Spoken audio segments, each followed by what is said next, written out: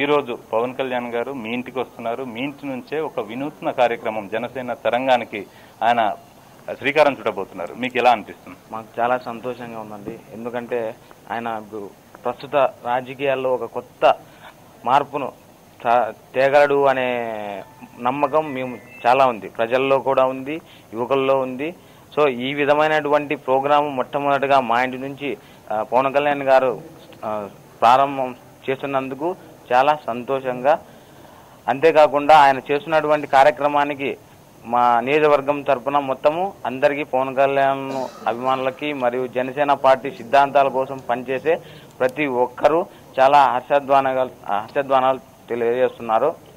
అంతేకాకుండా ఇక్కడ మన సింగనమల నియోజకవర్గానికి సంబంధించి ఆయన రావడం కూడా చాలా గొప్ప ఇది. ఎందుకంటే సింగనమల నియోజకవర్గం వచ్చేసి ఒక ఎస్సీ రిజర్వ్డ్ అనమాట. సో ఈ ఎస్సీ రిజర్వ్డ్ దానికి ఇప్పుడు మంచి నాయకులు ఇక్కడ ఒక మంచి వ్యక్తిని, ఎస్సీ నియోజకవర్గానికి సంబంధించిన ఒక మంచి వ్యక్తిని పవన్ కళ్యాణ్ గారు నిర్దేశించి పార్టీ బలోపేతానికి కృషి చేసి మాలాంటి సామాన్యులకు న్యాయం చేసి ప్రతి ఒక్కరిని ఏ విధమైనటువంటి బడుగు బలహీన వర్గాలు కావచ్చు, మైనార్టీలకు కావచ్చు, ఎస్సీలకు కావచ్చు, లేకపోతే రజకులకు కావచ్చు, ఇతర అన్ని మత లేకోకుండా ఏ విధమైనటువంటి వ్యత్యాసం లేకోకుండా ప్రతి ఒక్కరిని ఆదరించి ఇప్పుడు ప్రస్తుతం ఉన్నటువంటి అవినీతి నాయకులను మరియు ఏదైతే స్వార్థ రాజకీయాలు కానీ వారసత్వ రాజకీయాలు కానీ ఇక నుంచి రూపుమాపుతాయని, అది జనసేన పార్టీ ద్వారానే మేము ముందుకు తీసుకెళ్తామని ఒక జనసేన కార్యకర్తగాను, ఒక సామాన్య మిడిల్ క్లాస్ ఫ్యామిలీ, ఒక సాధారణ వ్యక్తిగాను తెలియజేస్తున్నాను. రాయలసీమ కరువుకు సంబంధించి ఒక రోజు దీక్ష కూడా చేస్తా అన్నారు పవన్ కళ్యాణ్. ఇది చాలా చెప్పుకోదగ్గ విషయమే. ఎందుకంటే రాయలసీమకు వచ్చేసి ఒక అటు కోనసీమ కావచ్చు, లేకపోతే తూగో పాగో కానీ ఇవన్నీ తీసుకున్నట్లయితే మన రాయలసీమలో మొట్టమొదటిగా అనంతపురం జిల్లా కరువు ప్రాంతంగా మొత్తము దేశవ్యాప్తంగా తెలిసినదే.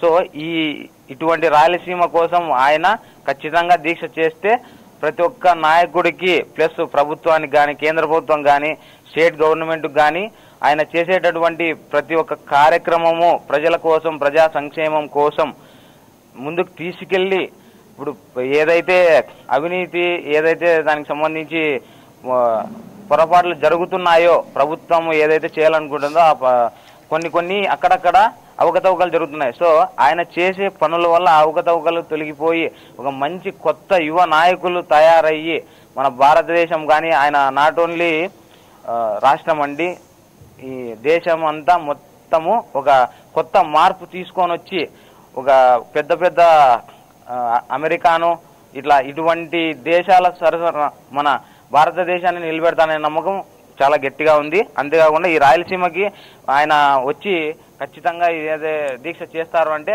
ప్రతి ఒక్కరి జనసైనికుల మద్దతు, సామాన్య తరగతి మధ్య తరగతుల మద్దతు ఖచ్చితంగా ఉంటుంది. ఇక్కడ ఇంటి పెద్ద వరలక్ష్మి గారు ఉన్నారు. అమ్మ, మీ ఇంటికి పవన్ కళ్యాణ్ వస్తున్నారు. మీ మహిళలకు సంబంధించిన సమస్యలు ఏమైనా ఉన్నాయా? ఉంటే పవన్ కళ్యాణ్ దృష్టికి తీసుకెళ్తారా? ఏమని చెప్పాలి సార్? మీరు పవన్ కళ్యాణ్ వస్తున్నారు కదా, పవన్ కళ్యాణ్కి సంబంధించి మీరు ఏమైనా సమస్యలు, మీ మహిళలకు సంబంధించిన సమస్యలు అంటే మీకు పెన్షన్లు వస్తున్నాయా లేదా ఇలాంటివి ఏమైనా ఉంటే పవన్ కళ్యాణ్ దృష్టికి తీసుకెళ్తారా? పెన్షన్లు ఖచ్చితంగా వస్తున్నాయి. పవన్ కళ్యాణ్ గారు మా ఇంటికి వస్తున్నారు, మాకు చాలా సంతోషంగా ఉంది. అంతే సార్. పవన్ కళ్యాణ్ మా ఇంటికి వస్తున్నారు, చాలా సంతోషంగా ఉంది అని ఇంటి పెద్ద వరలక్ష్మి చెప్తున్నారు. ఇక్కడ జనసేన లోకల్ లీడర్ ఈశ్వర్ ఉన్నారు. జనసేన తరంగం యొక్క ముఖ్య ఉద్దేశం ఏంటి అంటే, ఒక జన సైనికుడిగా కానీ, జనసేన నేతగా కానీ మీరు జన సైనికులకు చెప్పేది ఏంటి ఈ కార్యక్రమానికి సంబంధించి? సార్, జనసేన తరంగం అనేది ఒక కొత్త నూతన విధానానికి సార్ శ్రీకారం చుట్టారు. ఈరోజు ముఖ్యంగా ఈరోజు ఆంధ్ర రాష్ట్రంలో మొట్టమొదటిసారిగా మన సింగనమల నియోజకవర్గం ఉన్నటువంటి మన మర్తాడు గ్రామంలో చేయడం, అందులో జన తరంగం లాంటి ఈ గొప్ప కార్యక్రమాన్ని చాలా అభినందనీయం సార్. యాక్చువల్లీ ముఖ్యంగా దీని యొక్క ముఖ్య ఉద్దేశం ఏమంటే, నిరుపేదలైనటువంటి ఇంటికి ఎవరైనా కావచ్చు, వాళ్ళ ఇంటికి వెళ్ళేసి ఒక డోర్ నాక్ చేసి వాళ్ళతో డైరెక్ట్గా పర్సనల్ ఇంటరాక్ట్ చేశారు. వారి యొక్క జీవన విధానము, స్థితిగతులు, వారి ఆర్థిక స్తోమత అన్నిటికీ తెలుసుకొని శాశ్వత పరిష్కార దిశగా ఏమైనా వాళ్ళ కష్టాలు ఉన్నప్పుడు వాళ్ళు వాళ్ళ పరిష్కారాల మార్గంగా శాశ్వతం కోసం సార్ ఈ చేసిన ఈ ప్రయత్నం అనేది చాలా గొప్ప ప్రయత్నం సార్. అది నేను ఇలాంటి కార్యక్రమాలు రాష్ట్ర చరిత్రలో ఏ నాయకుడు కూడా చేపట్టలేదు. మొట్టమొదటిసారిగా చేపట్టిన నాయకుడు ఎవరైనా ఉన్నారంటే మన జనసేన అధినేత పవన్ కళ్యాణ్ గారు. సింగనమల నియోజకవర్గంలోని ప్రధాన సమస్యలు ఏంటి సార్? మొట్టమొదటిగా సింగనమల నియోజకవర్గం అంటేనే ఫస్ట్ వచ్చేది మనకు సింగనమల చెరువు వస్తుంది సార్. సింగనమల చెరువుకు నీళ్లు వస్తే ఆయకట్టు భూములు ఎవరైతే దాని కింద ప్రధాన వ్యవసాయం మీద ఆధారపడి ఉంటారో వారందరికీ జీవన విధానం మెరుగుపడుతుంది. ఇప్పుడు ప్రధాన సమస్య తీసుకుంటే ఆ చెరువుకు నీళ్లు ఇవ్వలేని పరిస్థితి ఏర్పడుతుంది. ఇక్కడ ముఖ్య ఉద్దేశం దీంతో పాటు పుట్లూరు, ఎల్లనూరు గ్రామాలు ఏవైతే ఉన్నాయో, పుట్లూరు, ఎల్లనూరు మండలాల్లో ఉన్నటువంటి గ్రామాల్లో తాగునీటి ఎద్దడి మన అనంతపురం జిల్లాలో మొట్టమొదటి విలేజ్ ఏదొస్తుందంటే మన పుట్లూరు మండలం తీసుకోవచ్చు. త్రాగునీటి ఎద్దడి ఉన్న ప్రాంతాలు. సో ఇలాంటివి తీసుకుంటే త్రాగునీటి సమస్య ఉంది. ఇంకొకటి మనకి ఆంధ్ర ఇట్లా ఏదైతే కాలువ వెళ్తా ఉందో, తుంగభద్ర కెనాల్ నుంచి ఏదైతే హెచ్ఎల్సీ కెనాల్, ఇవన్నీ ఈ కాలువను మన సింగనమల నియోజకవర్గం బుక్కరాయ సముద్రం మండలం కావచ్చు, గాలదేన మండలం కావచ్చు, నార్పల్ మండలంలో మీదుగా ఇక్కడ పార్నపల్లి మీదుగా పులివెందుకు వెళ్తా ఉంది. ఈ కాలువ వెళ్తున్నా కూడా లోకల్ గా ఉన్నటువంటి సింగనమల నియోజకవర్గం మండలాలకి చెరువులకి నీళ్లు ఇవ్వలేని దుస్థితి ఇక్కడ లోకల్ నాయకులుగా ఏర్పడింది. సో దీన్ని మనం ప్రధాన సమస్యగా మనం భావించవచ్చు సార్. ఇక్కడ సింగనమలలో ప్రధాన పంటలు ఏంటి, పంటల పరిస్థితి ఏ విధంగా ఉంది, అసలు కరువు విలయతాండవం చేస్తుంది ఇక్కడ, దానికి సంబంధించిన లెక్కలు ఏమైనా ఉన్నాయా సార్? యాక్చువల్లీ ముఖ్యంగా మనము అనంతపురం జిల్లాలో ముఖ్యంగా సింగనమలలో తీసుకున్నట్లయితే సాధారణంగా వ్యవసాయం బోరు బావులు కలిగిన వ్యక్తులు చీనీ తోట, అరటి తోట మరియు వేరే ప్రత్యామ్నాయ పంటలు, కాకుకూరలు కావచ్చు, టమోటా కావచ్చు, బెండ కావచ్చు, ఇలా వివిధ రకాలమైన పంటలు వేస్తారు సార్. వీళ్ళు కాకుండా భూములు కలిగిన సాధారణ రైతులు వేరుశనగ పంట మీద ఆధారపడి ఉంటారు.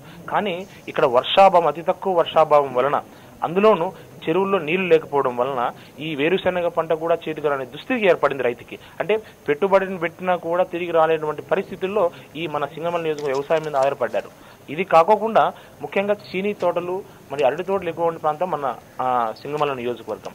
వీటిలో కూడా ఫ్యాక్షనిస్ట్ గ్రామాలైనటువంటి సింగనమల నియోజకవర్గంలో ఎల్లనూరు, పుట్లూరు మండలాల్లో ఫ్యాక్షన్ కి బలోపేతమై అక్కడ కొంతమంది రైతులు వాళ్ళ చీనీ చెట్ల రూపంలో రాజకీయంగా ఎదుర్కోలేక వాళ్ళ చీనీ చెట్లు నరికివేస్తే ఒక కొడుకుని ఎదిగి 10 ఏళ్ళు 20 ఏళ్ల తర్వాత కొడుకు చనిపోతే ఎంత బాధ ఉంటుందో, చీనీ చెట్టు ఇదైతే అంత శోభ కనిపిస్తున్నాడు. అంటే ఎటు చూసినా కూడా రైతుకి ఇక్కడ కరువు ఇలాగ ఉంది, అక్కడ చూస్తే ఫ్యాక్షన్ భూతం అలాగ ఉంది. ఈ సింగనమల నియోజకవర్గం అటువంటి ఈ రెండు కూడా ప్రధాన సమస్యలుగా మనం చెప్పచ్చు సార్.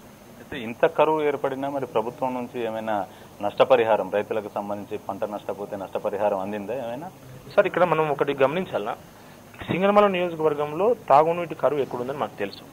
ఇంత పరిస్థితులు ఏర్పడినా కూడా లోకల్ గా ఎమ్మెల్యే అయినటువంటి యామిని బల గారు ఎవరైతే ఉన్నారో, గత 4 ఏళ్లుగా పరిపాలించి 4.5 సంవత్సరం ఇప్పుడు అధికారం కోల్పోతున్న సందర్భంలో ఇక్కడ లోకల్ నాయకులకు వెళ్లి మా నియోజకవర్గం రైతుల సమస్యలు ఈ విధంగా ఉన్నాయి, వీరు తీర్చండి అని చెప్పేసి 4.5 తర్వాత గవర్నమెంట్ వాళ్ళు అధికారులకు వెళ్లి వినతి పత్రాలు ఇచ్చే దుస్థితి ఏర్పడిందంటే రైతులకి న్యాయం జరిగిందనా అన్యాయం జరిగిందనా మనం ఒకసారి ఆలోచించవచ్చు. అంటే ఇక్కడ 100% ఇక్కడ రైతులు ఎవరైతే నష్టపోతున్నారో వాడికి పెట్టుబడిని పెట్టిన గిరాక్ రావాల్సినటువంటి అందుబాటు రాలేదు. దాంతో సబ్సిడీకి వాళ్ళు రావాల్సినటువంటి సబ్సిడీ వాళ్ళకి రావాల్సిన వాటి రాలేదు. ఇన్పుట్ సబ్సిడీ వాళ్ళు రైతుల ఖాతాలు రావాల్సినటువంటి అవి కూడా సకాలంలో రాక రైతు నష్టపోతున్న పరిస్థితి అయితే మన సింగనమల నియోజకవర్గంలో 100కి 150% కూడా మనం చెప్పుకోవచ్చు. 100% కూడా కాదు సార్, 100-150. అంటే వీటికి రైతుకి ఎటు చూసినా కూడా తీవ్ర నష్టమే జరిగింది సార్. 2019లో జనసేన పార్టీ అధికారంలోకి వస్తే ఇక్కడ పరిస్థితులు ఏ విధంగా ఉంటాయని మీరు అంచనా వేస్తున్నారు సార్? ఒక్కటైతే గంటాపాఠంగా చెప్పచ్చు, ఇక్కడ ఉన్నటువంటి సింగనమల నియోజకవర్గంలో కాకుండా యావత్ ఆంధ్ర రాష్ట్రానికి కూడా ప్రతి నిరుపేద గుండె మీద చేయి వేసుకొని ఇది మా ప్రభుత్వం, ఇది మా పేదల ప్రభుత్వం, మా ఇంటి నాయకుడు మాకు ఎమ్మెల్యేగా అయ్యాడు, మా ఇంటి వ్యక్తి సీఎం అయ్యాడని చెప్పేసి సగర్వంగా తల ఎత్తుకునే ప్రభుత్వం రాబో రోజుల్లో మనకు వస్తుంది.